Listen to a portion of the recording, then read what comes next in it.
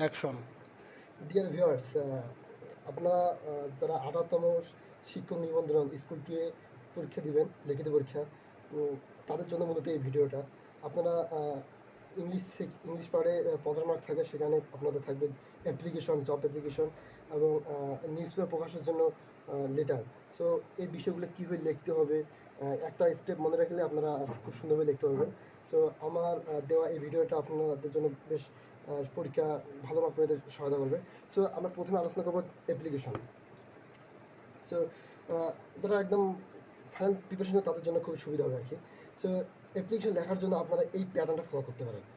কীরকম? প্রথমে তারিখ লিখবেন, তারপরে যেহেতু অ্যাপ্লিকেশন কাকে লিখবেন ডিপেন্ড করবে প্রশ্নের উপর। যদি কোনো এলাকার যদি দুর্যোগ হয় তখন চেয়ারম্যানকে লিখতে হবে। কোনো স্কুলের যদি কোনো অ্যাপ্লিকেশন হয় সেটাকে হেড টিচারকে লিখতে হবে।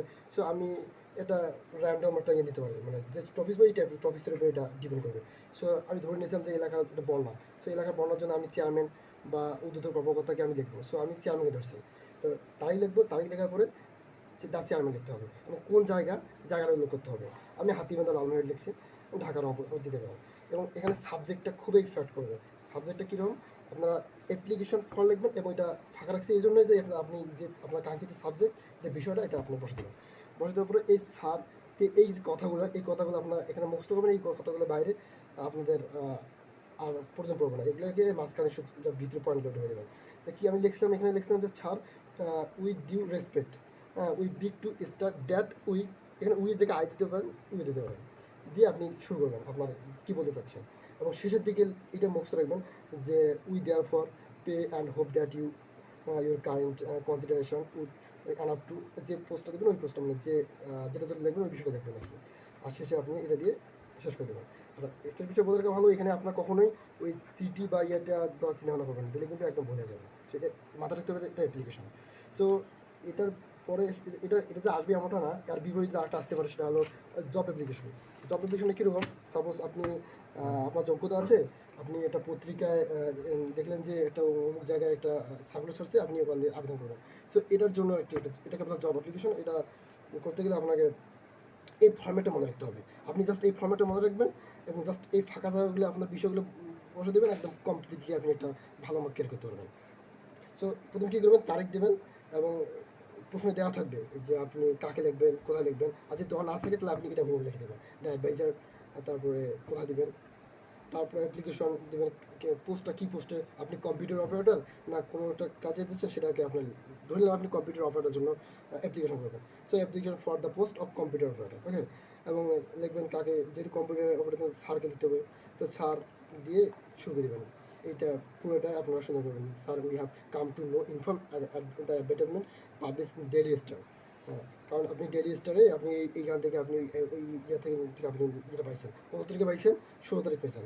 এবং এবং আপনি এটা যে জন্য আবেদন চাচ্ছেন সব বিষয়গুলো শুনে বলা আছে, আপনারা এখানে পড়ে নেবেন। কি চাইলে আপনার স্ক্রিনশট নিতে পারেন। সো এটা শুধু এইভাবে শেষ না, এখানে আপনাকে সিভিটা অ্যাড করতে হবে, রেজুমেটা অ্যাড করতে হবে। এখানে আপনি সুন্দর করে নাম লিখবেন, তারপরে ফাদার্স নেম, তারপরে ঠিকানা, permanent address, mobile number, date of birth দেবেন, তারপরে রিলিজিয়ন দেবেন, তারপরে ন্যাশনালিটি দেবেন বাংলাদেশে। এবং সবথেকে গুরুত্বপূর্ণ বিষয় হলো এখানে এই যে তোমার এক্সপিরিয়েন্স এবং এডুকেশন কোয়ালিফিকেশন। আপনি এডুকেশন কোয়ালিফিকেশন খুব সুন্দরভাবে খুব ঝকঝকে লিখবেন, আমাদের হয়তো একটু ভালো হয় না, আপনার খুব ঝকঝক করে লিখবেন এবং মার্জিনটা ভালো করে দেবেন। আর এই দিক দিয়ে আপনি শেষে ওই যে ইনক্লোজার্স, এখানে কিছু এই বিষয়গুলো এই দুটো কখনো মিস করা যাবে না, কারণ তোমার কম্পিউটার রেজিউমে আর তোমার এই যে দুই কপি ছবি লাগবে, তারপর সার্টিফিকেট লাগবে, এই বিষয়গুলো উল্লেখ করতে হবে। এবং আরেকটা বিষয় হলো, সেটা হলো তোমার সংবাদপত্র প্রকাশের জন্য লেটার। এটা মূলত তিনটাই আসে, একটা অ্যাপ্লিকেশন আসে, হয়তো বা জব অ্যাপ্লিকেশন আসবে, আর একটা আসতে পারে সেটা হলো লেটার, অর্থাৎ তোমার সংবাদপত্রে তোমার একটা লেখা প্রকাশের জন্য একটা লেটার। সো আমি একটা বিষয় ধরে নিচ্ছি, সেটা হলো প্রাইস হাইকিং, মানে বর্তমান যে দ্রব্য মুদ্রাস্ফীতি বা দ্রব্য বা উদ্যোগতির জন্য আমার কাছে মনে হচ্ছে এটা খুব ইম্পর্টেন্ট। সো আপনারা এটা একটু জোর দিয়ে পড়বেন। এটা পড়লে আপনাদের এই প্যারাগ্রাফও দিয়ে কাজে লাগতে পারে, আবার আপনাদের বাংলার জন্য ওই ওখানেই লেটার বা কোনো একটা কাজে লাগতে পারে। সো এটা খুবই গুরুত্বপূর্ণ বর্তমান সমসাময়িক ঘটনাগুলোকে। সো আমি প্রাইস হ্যাকিং নিয়েছি এই জন্য। আর প্রাইস, এটা যে টপিক বিষয় না, আপনারা এই বিষয়টা আপনারা সবসময় মাথায় রাখবেন, কারণ এটা মুখস্থ করলে আপনি যে কোনো টপিক্স আপনি লিখতে পারবেন। সো এটাই আগের মতোই ডেট লিখবেন। তারপরে আপনি যেহেতু সংবাদপত্র প্রকাশ করবেন, কোন সংবাদপত্র প্রকাশ করবেন সেটা আমি ধরে নিচ্ছি ডেইলি স্টার, আমি ডেইলি স্টার প্রকাশ করবো। আর এবং এটা অবশ্যই আমি এটা এডিটোরিয়ালকে দিতে হবে, তো তাই দেবো, এডিটোরিয়াল দেবো, দ্য এডিটোরিয়াল, তারপরে ডেইলি স্টার। কোথায় ডেইলি স্টার? কারণ বাজার, ঢাকা থেকে। আর এখানে সাত দিয়ে শুরু করবো, আমি সুন্দর করে লিখবো এবং এটা খুব মুখস্থ কথা একদম, মানে লিখবো আই উড বি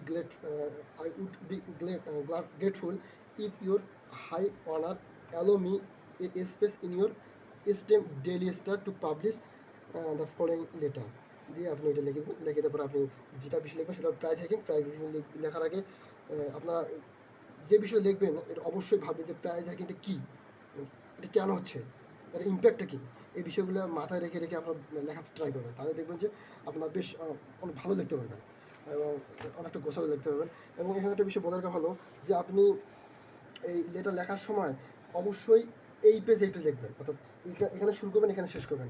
কখনোই এই পেজ থেকে এখানে করা যাবে না।